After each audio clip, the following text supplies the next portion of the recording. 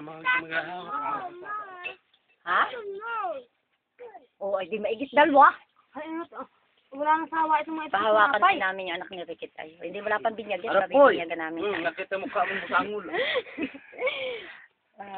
Ganda na. Ito nagkakape. Sabi ni Ate Edith ay, may bata na nagkakape doon. Hindi. Bati tayo, bati. Lawayan mo. Bati. Oh. Lawayan mo. Harap doon. Ito pa, oh. Para hindi magalit sa akin. Ninyo. Papay.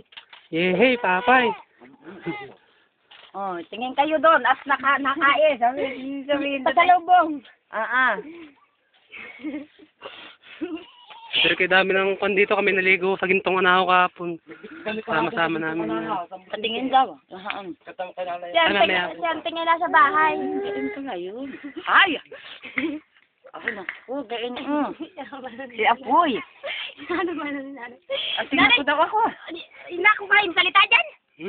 Yung salita. Mamaya pa. Nani, sabi ba, kumaring Edith, dali. Dali. Hi, kumaring Edith. Kumusta Kumusta ka na? Ano? Pag nandun makinig.